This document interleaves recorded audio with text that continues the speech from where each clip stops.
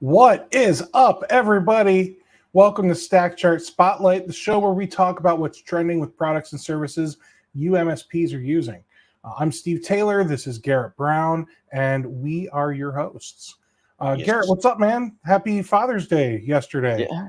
Thank you, man. Happy Father's Day to you too, man. Thank What'd you do? we went and watched Inside Out 2, and then we went over to my mother-in-law's house. Not to be a downer, but grandma passed, but Oh, she was in hospice. She was ready. It was time. So we're all honestly we're relieved. So everything's fine. So, but I mean, I'm sorry to hear that, man. Yeah. We enjoyed ourselves. We had a fun day, and like I said, we went over to my in-laws.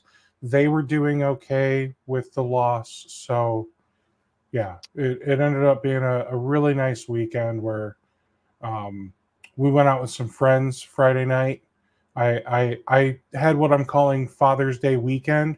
Everyone's got birthday weeks, so I had Father's Day weekend. Yeah. I ate Indian food. I ate Mediterranean food. I ate out a lot this weekend.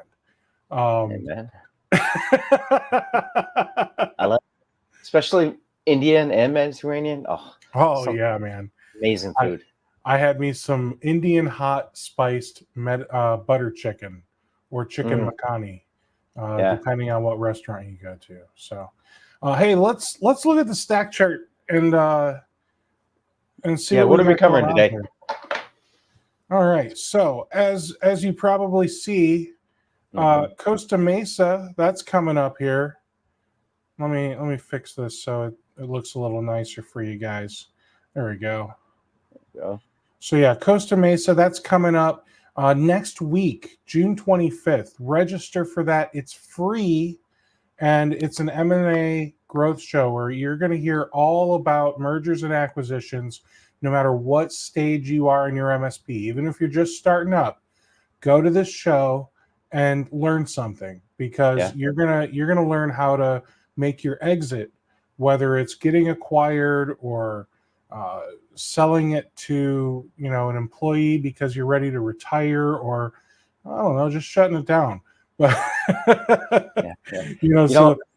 it's really important. Well, I was going through that process for a lot of things that I was like, we're in great shape. And there's a lot of things I learned. It was like, I need to do blah blah blah or whatever. But you would be surprised at what you'll learn, because there's a lot of things people look at that you may not necessarily be looking at or building around. I think that's the key, building it around. So, well, it's pretty clear that Datto, Acronis, and Axion are chart toppers, used by a lot of MSPs, rated highly.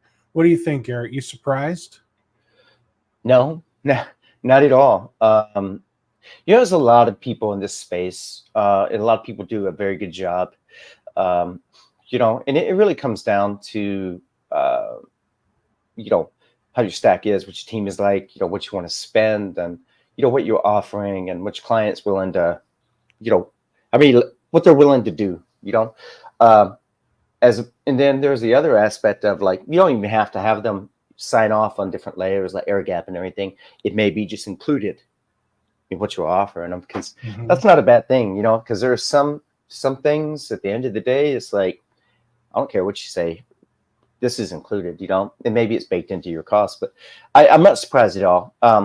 There's a lot of different providers who are really making it, much more manageable from the multi-tenancy perspective, and especially like Datto and these guys are, so it's like, depends on what you want. So I'm not surprised at all. Yeah.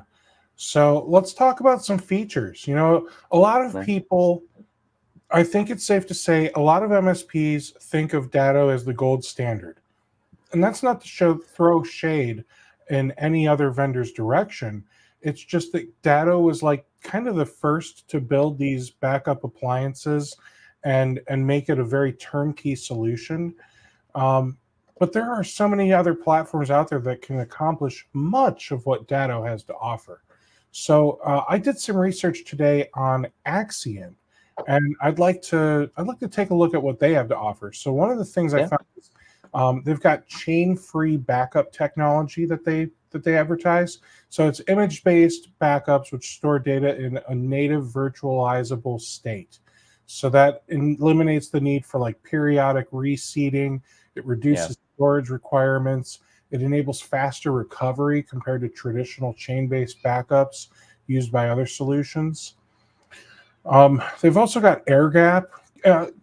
Now, Garrett, you're a fan of air gapping, I assume, because you're big in security right now. Hmm. Yeah, air gapping is it's weird. It's like it's an older mainstream concept that's been sort of repackaged, I guess, in the air gapping, because back in the day it was like, there were always offsite backups or hard drive backups, nothing was connected. But now that they're automating it and they're making it easier to where you don't have to have hands on, I'm a big fan of that because you know can't mess up what you can't touch, specifically in the light of malware, things like that. So it's always I'm a big fan of air gapping. I think it's critical. Yeah, um, I'm yeah. really glad to see more people talking about it. More people should be aware of this feature. Well, Axion's air gap technology separates the backup deletion request from the Hmm. actual deletion mechanic. So that Yeah. helps prevent accidental or malicious deletion of backups and provides an extra layer of protection against ransomware and other threats that other solutions may lack. Yeah. They've also got auto verify. That's a feature that automatically tests and verifies the integrity of backups on a daily basis. It proactively alerts on any issues. It helps eliminate manual verification work. That's one thing that I think a lot of these platforms are starting to add, because again, it's one of those. Gosh, I'm trying to think of like a great analogy or simile, and I feel like what is it, Mercedes and BMW and Volvo, like they're kind of the trendsetters where I think Volvo was the first one to put like shoulder belts on seat belts or something, and then it became popular, and then one of the companies was the first to make like windshield wipers, and so like some of these companies are trendsetters, and then you start to see all the other cars start to get this technology, right? Well, the same thing is happening with BCDR platforms. Some of these companies were kind of the trendsetters, like Datto. They were the first and best for the longest time, and now a lot of these other companies are starting to have feature parity with some of the bigger names. Hmm. Yeah.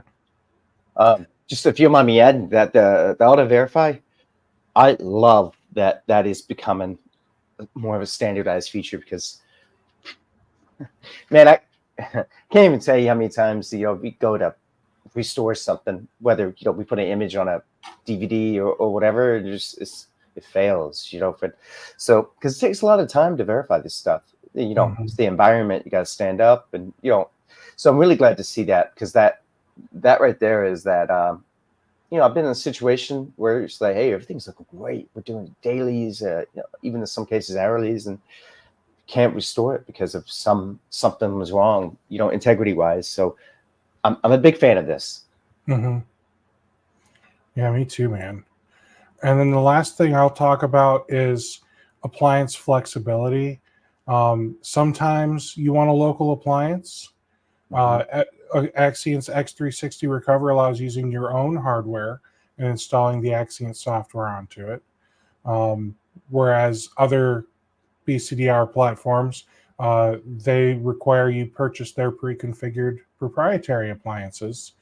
And Yeah. some MSPs might argue that those are maybe more expensive than building your own and offer less flexibility.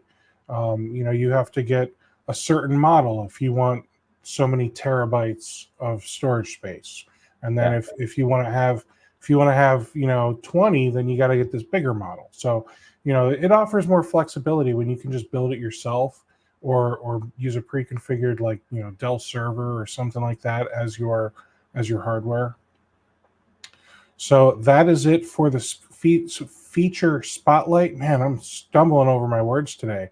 We're going to go to the MSP buyer's guide. Garrett, I think there's a lot to think about when picking a BCDR platform. Yeah. What do you think, man? Yeah, there's a lot. I think deployment is big. I've talked to a lot of MSPs, here and there, and so do you have the ability to have a physical appliance on site, or do you do a virtual? Would you prefer a virtual, or do you want fully cloud-based, or maybe you're layered? So it's one of those things where there's benefits and sides to all of them, but like a physical on site, internet's down, stuff, you have the ability for local recovery, because of the local. But sometimes cloud is more cost effective because you don't have to worry about so that stuff. So there's a lot of things around the deployment options that it's not just that they're like, hey, here's what we can do, but it also you have to look at the costs that are baked in, the maintenance, things like that, because it's a real thing, so it is something you have to watch. Yeah. And then you want to make sure that they have a support model that works for you. For example, Datto, they're known for having 24/7 support. So, if you have a 2 a.m. disaster and you need to recover and you're I don't know, doing something wrong and the recovery keeps failing, let's be honest, it's probably user error because you're panicked at 2 a.m. You can call them and they'll walk you through it. Some of the other vendors may not have 24/7 support. They may have somebody on call, or they may only operate within business hours. So figuring out what your options are for support before moving forward with a platform is really important.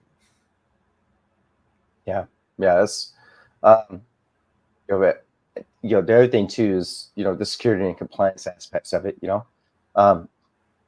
Because you're looking at cloud, you're looking at local or even virtualized aspects. So it's kind of one of those things where you sort of need to know, is this going to help meet, some regulatory, I don't know, like HIPAA, SOC 2, things like that. And can you document it? Can you verify it? And of course, encryption is a big part of that. So you really got to think about that, especially depending on who your client is.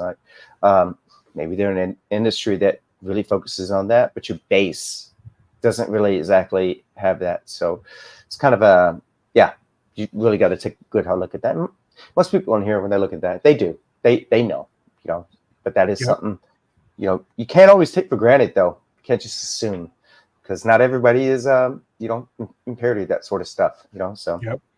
Yeah. And you also want to make sure that this platform is going to be easy to use. Now, easy to use is different for each MSP and for each engineer, right? Obviously, a tier 1 engineer may struggle, where a tier 3 engineer knows the software like the back of his hand. So you need to consider, who do you want in your organization to use this platform, and when and why. It should be easy to deploy, manage, and recover. Yeah. Anytime you add complexity, you're also adding risk. So keep that in mind. Yeah. But the other thing too is, and I know this is a big one. It's recovery options. Are you gonna do file level recovery? Do you want to do it, or you want to give your customer the ability to go in and restore a file, whether it's from like 365 or maybe the local computers, or you're doing a complete image reset, or whatever. But that's a big thing to look at, is because you don't want to be in a situation where the only one you have is like, hey, for us to be able to get this, we have to restore the whole thing. That's I'll be shocked to hear that these days, if that's still something that but yeah, you definitely look at recovery options. is something that you need to be fully aware of, because then, like you said, Steve, if you do like level 1 guys, tier 3, you may say, hey, L1s can access file level or whatever. So it's there's different things to consider, about who you're going to use it, but also the recovery options and who you want to be able to engage with that. Look for a company that's got a proven track record. Look, I love startups. You guys know me well, but at the same time, I don't think backups is a good time for you to be a vendor's guinea pig. All right, so you want to look for a history of reliability, a large install base, case studies proving successful recoveries. And if you do want to go with a startup, maybe they've got some cool new tech that you want to try out. Use it internally for a while. Like backups is one of those things where I think it's okay to run like a 6-month proof of concept, because you want to make sure that the platform is stable, that it backs up for a while and continues to successfully do it. And you can't run a proof of concept on in a couple weeks on a backup platform, because that's not going to give you enough time, in my opinion, to see how it actually does in a day-to-day operations. Yeah. One of the things that is becoming increasingly asked is, especially in this world where everything's so fast and automated, backups. We're hearing it more and more. RPOs, which are recovery point objectives, and RTO, which is recovery time objective. Essentially, just in a nutshell, you go down, the client will say, well, how fast can you get me up? What, if something goes down, the recovery point, the RPO, is basically at what point, can you get systems restored? Yeah, depending on what it is, like if you have an on-prem exchange, there's all kinds of ways. But at what point can you get to where you can have the critical, infrastructure going to where business can, resume, not fully, but where it's that, hey, we're good, and then you could slowly, build off that, in their time, the recovery time objective. But that is also something that, you need to know, because when you're talking to these vendors, they should be able to give you some sort of idea what you're looking at, especially when it comes to the testing, the backups, and all the good stuff. The other thing too is RPO, RTO are going to be something that you're going to be having to put into compliance, insurance. Like, there will be questions that will be asked. So it's really good to ask these vendors these questions. They can't answer it directly. It probably has the fact to do with, the size, network, whatever it is. But those are super critical. I can't understate that enough. That's becoming a really big thing now, especially in today's world. Everything needs to be like fast. So, yeah. Yeah, and keep in mind, some of, like you said, check with vendors, but some of the responses are going to have a little bit of nuance to them, because environments are going to be different from client to client, let alone MSP to MSP. Yeah. So, yeah. Show a little bit of grace, but at the same time, it's okay to have high expectations for a backup platform, because business continuity and disaster recovery is probably the number one thing, in my opinion, still, even today, in the age of cybersecurity and all the cybersecurity things you need. I still think BCDR is the most critical thing that you can get for your business. Oh yeah. Well, just to add to that, you're still relying on local, tech, electricities. You never know if there's going to be a lightning storm that blows out. Just don't know. So anything. It's not just cybersecurity, all that stuff. You never know, man. There's some crazy stuff that comes across. You're like, what? So it's really interesting. So anyway. Yeah. Well, hey, that's all we have time for. Hey, next week we are going to talk about PSAs. That's going to be fun. Ooh. Every MSP needs a PSA. Man, that's a lot of acronyms, initialisms. Initialisms. Did you know that there's a difference between an acronym and an initialism? An Acronym and a what? Initialism. So like your initials, initialism. Yeah. So an acronym you pronounce. Like I can't think of one off the top of my head. PSA? No. Okay, so, I see what you're saying. Yeah. So, Um, an acronym is like CISA, the CISA, right? Yeah. Whereas an initialism is like FBI. So where you just say the letters, it's an initialism. An acronym is when you pronounce it like a word. Steve, I can tell you right now, I don't want to get in this conversation with you because and I have no desire to work that on my head. And that is your lesson from the grammar champion of LinkedIn and Facebook, Steve Taylor. Hey, thanks everybody for watching. I hope you all have an awesome week. I can't wait to see you guys on all of my content I've got coming up this week. So take care. Bye.